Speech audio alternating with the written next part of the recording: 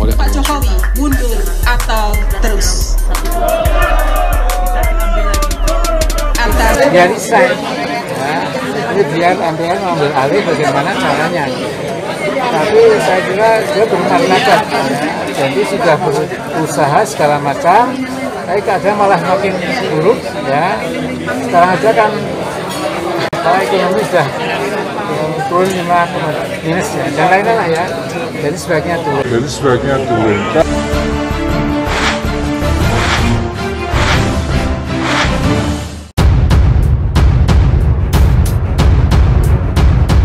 Ada apa dengan Amin Rais? Tidak ada angin, tidak ada hujan. Setelah lama tenggelam, tiba-tiba ia bersuara menggelegar seperti halilintar. Tahu-tahu politisi yang sudah jadi macan ompong ini seperti kembali menemukan taringnya. Entah itu taring palsu atau taring halu. Amin Rais menyebut Presiden Jokowi inkompeten dalam memimpin Indonesia. Ini berdasarkan paparan terhadap 13 poin pencapaian negatif Jokowi. Di antaranya soal terbelahnya bangsa, kebangkitan komunisme, oligarki, nepotisme, hingga ketundukan terhadap mafia. Atas belasan prestasi negatif itu pula, Amin kemudian menyodorkan 2 pilihan kepada Presiden Jokowi. Salah satunya yakni turun dari jabatannya sebagai presiden, hingga meminta maaf pada rakyat Indonesia. Karena Pak Jokowi tak punya kompetensi, dia inkompeten menjadi presiden sebesar ini, sehingga tawaran saya itu ada 2. Pertama, Pak Jokowi turun, resign secara sukarela, karena ternyata Pak Jokowi tidak punya kompetensi menjadi presiden Indonesia.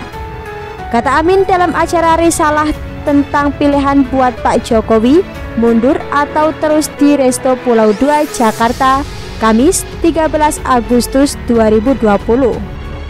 Kemudian disertai permintaan maaf yang tulus ikhlas kepada seluruh bangsa dan rakyat Indonesia karena Pak Jokowi telah berusaha sesuai kemampuan namun tidak berhasil.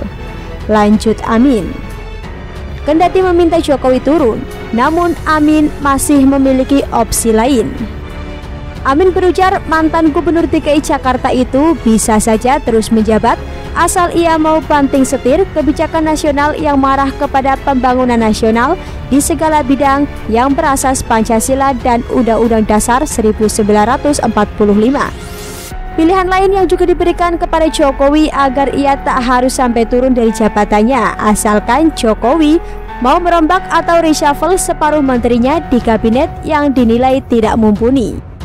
Masih ada harapan kalau sekitar separuh menteri kabinet Jokowi yang 2 yang tidak kompeten segera di reshuffle dengan mereka yang jauh lebih mumpuni berdasarkan track record, pengetahuan, pengalaman, dan komitmen kerakyatan. Tentu masih ada harapan. Insya Allah ada harapan. Orang Islam itu kan selalu husnuzon, kata Amin.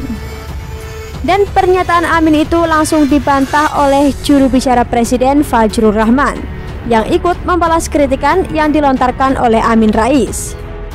Presiden Jokowi mewakafkan hidupnya untuk memperjuangkan demokrasi dan reformasi berdasarkan ideologi Pancasila dan Undang-Undang Dasar 1945. Katanya kepada wartawan Kamis 13 Agustus 2020.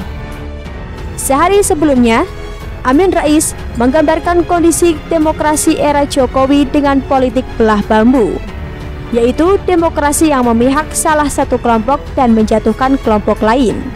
Jokowi juga dinilai bermental koncoisme atau hanya mementingkan kelompoknya saja. Amin mengibaratkan praktik tersebut seperti politik belah bambu.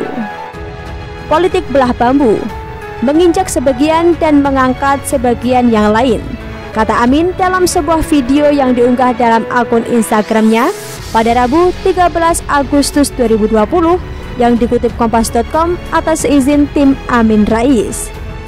Tidak boleh seorang presiden terjebak pada mentalitas koncoisme, tambahnya.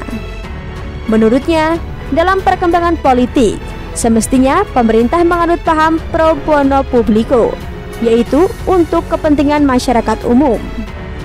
Pilihan yang bersifat pro bono publico, pilihan yang menguntungkan kepentingan orang banyak, sepantasnya jadi pilihan kita, ujarnya. Lebih lanjut, menjelang peringatan hari ulang tahun kemerdekaan Indonesia yang ke-75, Amin mendorong masyarakat untuk melakukan kritik dan koreksi dalam perjalanan bangsa Indonesia, agar kita mampu melihat masalah-masalah nasional apa saja yang perlu kita angkat ke permukaan secara apa adanya, pungkasnya. Selain itu, Amin juga menilai sejak pemerintahan Presiden Joko Widodo, perkembangan politik nasional semakin kurang demokratis. Bahkan menurut Amin, perkembangan politik di era Jokowi telah memecah belah persatuan dan kesatuan bangsa Indonesia. Sekarang ini perkembangan politik nasional bukan semakin demokratis, tetapi kian jauh dari spirit demokrasi. Tidak berlebihan jika saya katakan hasil pembangunan politik di era Jokowi itu telah memecah belah persatuan dan kesatuan bangsa Indonesia, kata Amin.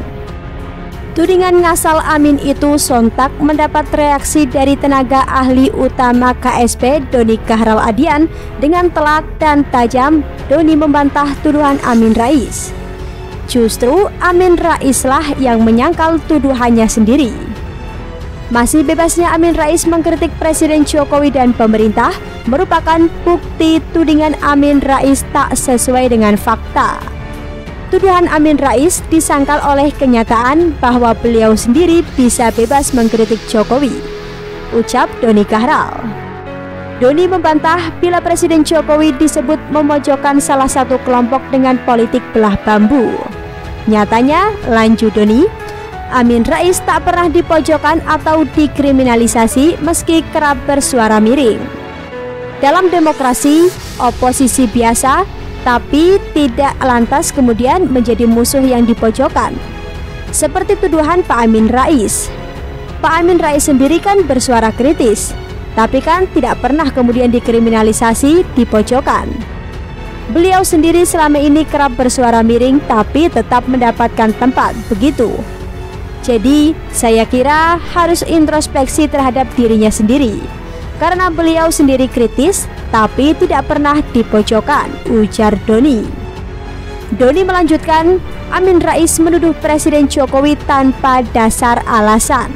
Dia pun menyinggung pemberian penghargaan Bintang Jasa Mahaputra dari Presiden Jokowi kepada Fadlizon dan Fahri Hamzah. Saya kira tuduhan itu tidak beralasan, karena kita tahu bahwa di pemerintahan Pak Jokowi, mereka-mereka yang disebut sebagai oposisi didengar.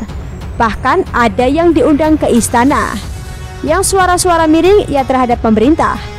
Kalau mengikuti pemberitaan belakangan ini, bahkan kedua oposan yang paling keras kepada Presiden Jokowi, Fahri Hamzah dan Fadlizon, akan diberikan Bintang Mahaputra Naraya, tutup Doni.